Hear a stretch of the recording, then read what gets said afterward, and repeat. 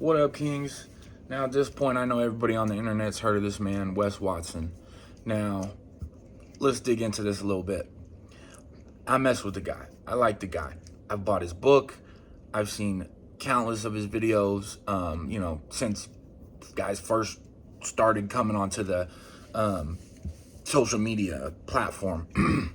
I really like him. I think his message to men is phenomenal, right? I don't want to say anything bad about the guy per se, but there's one specific aspect I want to dig into, because he does, and if you read his book, he talks about karmic debt. He talks about spirituality, internal self, and that's kind of the portion I want to touch on, because there was a point. Now I understand it from both sides. I've lived the criminogenic life.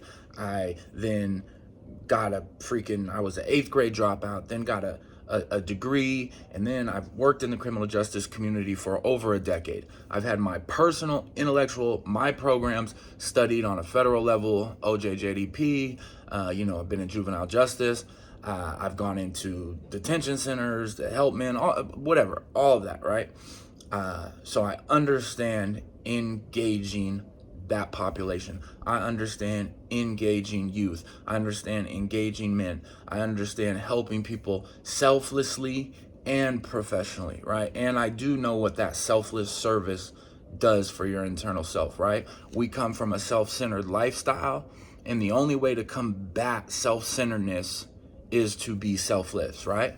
Now, don't get me wrong. I get it. As a profession, there does have to be some monetary exchange.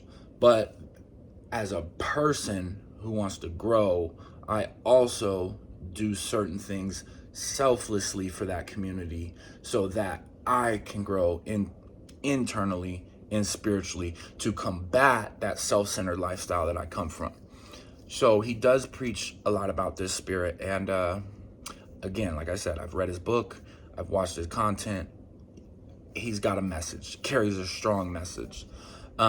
However, right now, I think, honestly, personally, it might even be inevitable that ego might take him out. And here's my thing. So at some point, I texted him, and his program's like $3K a week, 3K a month, something like that. But my thing with that was, what his response was: if you can't afford 3K a month, 3K a week, whatever the heck the price was, right? Oh, don't worry about your kid, don't worry about anything else in your life. Pay me 3K, blah, blah, blah. I think I'll feed my kids. My personal property's been studied on a federal level, right? He told me, oh, you shouldn't be coaching anyone. Yes, you are the best. But here's the thing. At what point are you giving back to your community, bro? Like, you talk about all this spirit, you talk about, looking at yourself internally, and I'm not knocking you. Have a business, be motivational, charge the people you got to charge, buy the things you want to buy. By all means, man, that's good for you. You know what I'm saying? You made your choices and changed, and you deliver a message. But where are you really helping those that come from the lifestyle you come from? How many detention centers have you gone into? How many juvenile justice conferences have you gone and helped people? How many groups have you facilitated? How many family groups have you facilitated? How many families have you talked to? Man, I helped a kid one time. He was deaf and Spanish, and I don't even speak sign language, nor do I speak Spanish. But there was no counselor who could do it, and I found a way. We would write and use Google. I found a way to help him, right? I even helped his mother.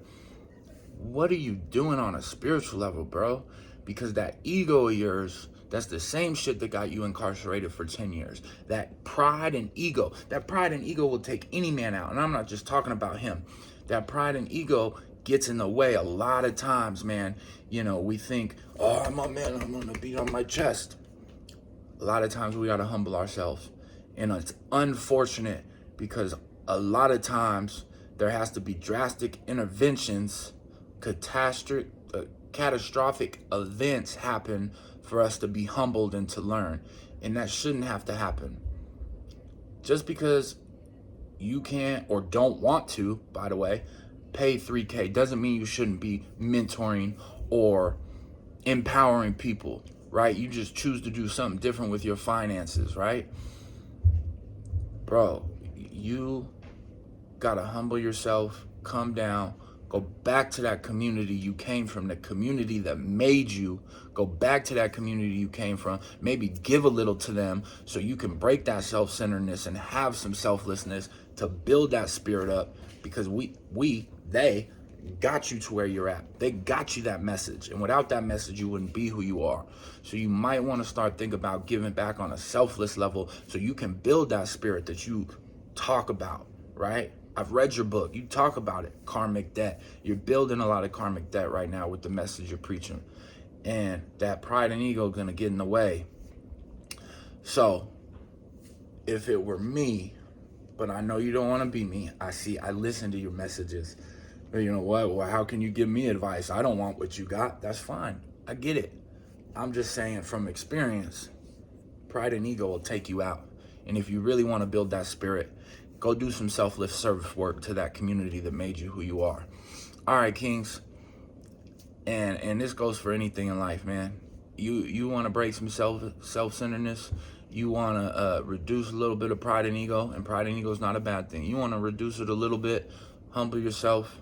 Go give back to the communities you came from. That's how we break self-centeredness. Let's get it, Kings.